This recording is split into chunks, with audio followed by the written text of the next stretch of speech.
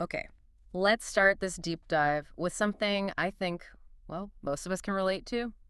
Being completely paralyzed by knowledge. You know how it goes, right? You get Mhm. excited about something, you start digging, researching, and then bam, you hit that classic three-step trap, learn everything, get totally overwhelmed, and then just give up. It's that paradox of constant consumption, isn't it? Yeah. You feel this pressure, like you have to absorb every single piece of information out there because, information is power, Right. but the reality is we're just drowning. It's like this endless all-you-can-eat knowledge buffet. Yeah. And it doesn't lead to power, it leads to uh, It info overload stagnation, stuck. absolutely stuck. You find yourself hoarding information almost like it's a drug.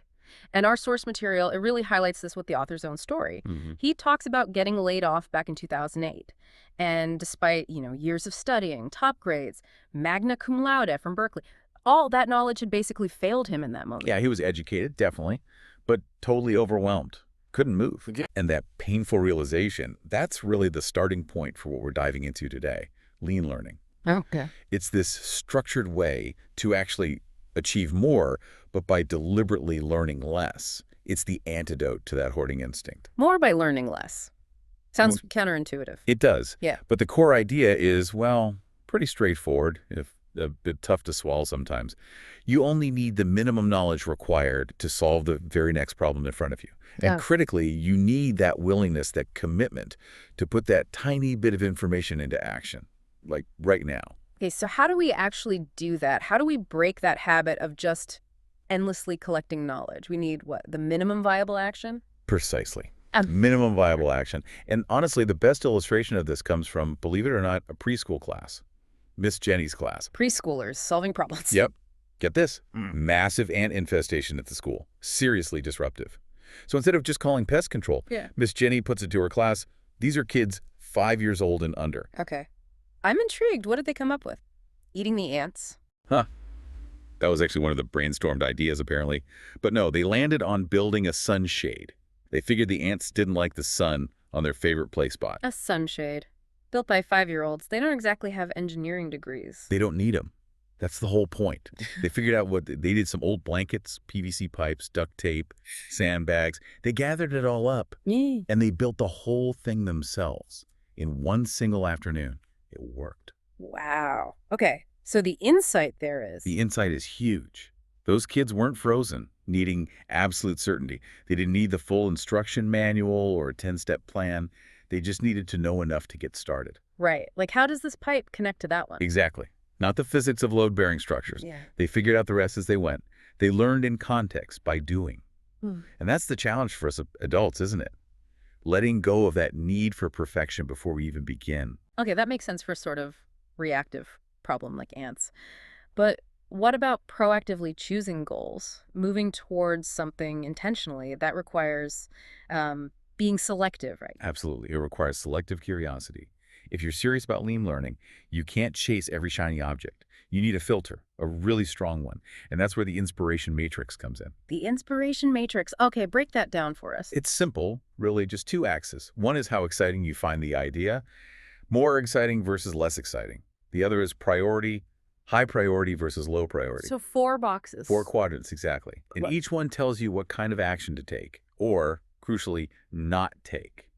Let's start with the important stuff, the high priority thing. Right, so top right, you've got quadrant 2, passion pursuits. These are high priorities and parts cutting. These are the projects that really light you up, They feel aligned with your purpose. Like the author's switch pod invention, that started from just being annoyed by a problem, right? Exactly. That's a perfect cue, too. These deserve your focused, efficient energy. But right next door, still high priority but less exciting, is quadrant 4, critical commitments. Ah, the necessary evils. Pretty much. Filing taxes, mandatory work training, fixing that leaky faucet. Stuff that has to get done for stability or success. You don't need passion here. You need duty and efficiency. Get them done. Okay, that distinction seems clear. High priority stuff gets done, whether it's exciting or not. But what about the things that are fun, that are exciting, but maybe not quite mission critical? That feels like a blurry line sometimes. That's where the matrix really helps clarify things. If it's super fun, more exciting, but actually low priority, that drops into quadrant 1, recreational inspirations. Okay, like hobbies. Hobbies, exactly. Things that bring joy, balance, prevent burnout. The author mentions his gardening started because he had his self-proclaimed brown thumb. and wanted to fix it. These are important for well-being, but you tackle them after the high-priority stuff is handled. They're rewards, not requirements. Got it. Q1 is for recharging. Which brings us to the last box, the stuff we need to ditch. This feels like the hardest part, psychologically, saying no. It absolutely is, and it's maybe the most critical skill for lean learning. It's this quadrant 3, junk sparks. Low priority and less exciting when you really think about them. White sparks, like, Oh, that fleeting thought, like maybe I should start a YouTube channel reviewing IKEA furniture assembly. yeah. Or deciding you're going to become a pro Fortnite gamer at age 35. Right. Oh, They're distractions. They offer minimal real value towards your core goals. And the key action here, decisively abandon them. You have to consciously train yourself to look at an idea and say, nope, that's interesting, maybe cool for someone else, but not for me. And then move on. No guilt. That feels liberating, actually, just dropping it. It is. And think about the time and energy you free up by not pursuing those junk sparks. That energy goes straight back into your Q2 passion pursuits and getting your Q4 critical commitments done. Okay, so we've used the matrix, we've filtered our focus. Now the actual lean learning system, you said it's simple steps. Deceptively simple. Okay. Step 1, identify specifically what you want to accomplish next, the very next step. Yep. Step 2, learn only what you need to take that step, no more. Step 3, immediately implement what you just learned, put it into action. Step 4, review how it went, adjust, and repeat the cycle for the next step. And step 2, learning only what you need. That's governed by this JITI idea, just-in-time information. Exactly, just-in-time information. Picture it. All the knowledge available on a topic is this huge circle, massive, but the information you actually need to just get started to take that immediate next step, it's usually just a tiny, tiny wedge of that circle. So JITI is about grabbing just that wedge. Precisely. Grab that wedge and act on it immediately. Don't try to learn the whole circle first. But hang on, isn't that risky? If I only learn the absolute bare minimum, won't I build on a shaky foundation? What if I miss something critical? But that's where the system accounts for it. You're learning what you need for the immediate next step. If that step reveals a gap or causes a small crash, step 4, review and repeat. You learn from that small failure, identify the next small piece you need, learn it, JITI again, and implement. It's iterative. You build resilience through small, manageable steps and course corrections. Okay, iterative, not perfect upfront. Give us a concrete JITI example from the source. The author talks about creating a sales page for one of his first digital products, a study guide. Now, instead of reading like 5 books on marketing and copywriting, Which is what most of us would probably do. right. But Instead, he found one book called Moonlighting on the Internet. It had a chapter with a specific like Mad Lib style template for writing a sales page. okay. And he read only that chapter, not the whole book, just the template chapter. He filled in the blanks, used it immediately to create a sales page, and moved on to the next task. Wow. That takes discipline. To Yep. not read the surrounding chapters just in case or for context. That's the discipline. That urge for context is often what traps us in the "I'll save this for later" folder, which becomes a black hole. It's a FOMO fear of missing out on information. JTI is the commitment. Learn it. Use it now. Okay, so we're filtering with the matrix, we're using JTI for learning, but progress still requires actually doing the thing, pushing through the awkwardness, the cringe, as the kids say. Yes.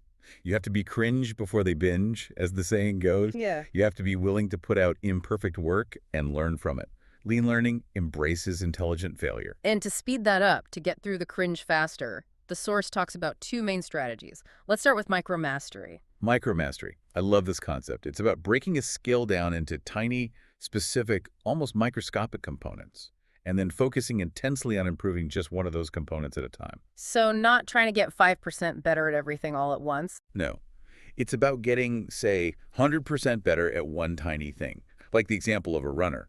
Instead of vaguely trying to run better, they might dedicate one full week only to perfecting their posture. The next week, only on optimizing their breathing technique. Tiny, focused improvements. And the author used this for public speaking, right? Which apparently terrified him. Absolutely. He had a big keynote coming up. Instead of trying to become a perfect orator overnight, he decided to micromaster one single element using powerful metaphors. Just metaphors. Just metaphors. He developed this specific one, comparing short-form content to Halloween candy and long-form to a 3-course chef's meal. He spent time really refining that single metaphor, even testing it out live with his community beforehand. Okay. By nailing that one small piece, by micromastering metaphors for that talk, it gave him a specific anchor of confidence. It accelerated his overall perceived skill because that one element resonated so strongly. That makes a lot of sense. Focus makes faster progress. But what if you had a really stubborn roadblock, something that incremental micromastery isn't shifting? Ah, that's where another tactic comes in. Mentioned briefly. The Power 10. Power 10, like in rowing. Exactly like rowing. It's that final burst. It's a short, super intense application of 100% effort to push through a specific point of friction or inertia. Maybe you're stuck on making a decision.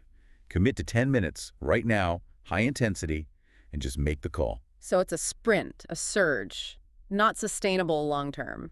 Definitely not sustainable. It's for breaking through, not for cruising. Which leads us nicely into the second major acceleration strategy because, honestly, you often can't do these sprints or even the steady work totally alone. You need the power of champions. Right. Alone, we can do so little. Together, we can do so much. Helen Keller, wasn't it? Sounds right. And it's crucial here. Champions provide that emotional support, the practical guidance, the accountability. They keep you going when you want to quit. The source had a great example here, Dr. B. Yeah, Dr. B, a 65-year-old coach, describes herself as deathly afraid of technology, just terrified. But she wanted to launch a podcast, Living Beyond ADHD. That's a huge tech hurdle if you're scared of it. Massive. But she did it. She navigated the whole intimidating process. Why? Because she was part of a supportive community. She explicitly said it was the camaraderie, the feeling that no one is left behind. We move together. That collective support was her champion. So it's not just about finding one mentor. No, champions come in different forms. The source lists 4 key types. You've got your friends and family, the foundational emotional support. Then peers, like in mastermind groups. These are huge for shared strategy and accountability. Some groups mention meet weekly for over a decade. Wow, that's commitment. It is. Then you have virtual mentors, the experts whose books, talks, courses you consume. And finally, personal mentors or coaches, offering that direct, tailored guidance. You often need a mix of these to really thrive. They help you leverage things like micromastery and even find the strength for a Power 10 push. So putting it all together, filtering with the matrix, using JITI and micromastery, leaning on champions, it seems the biggest remaining hurdle isn't actually failing. It's just starting. It's the hesitation. That's exactly what the source concludes. The greatest obstacle is that pause, that fear of being imperfect, of looking foolish, of putting something cringe out into the world. And we have to just accept the cringe. We have to recognize that the alternative is far worse. As the material puts it quite powerfully, the unlived life is always more painful than a few embarrassing mistakes. That hits hard.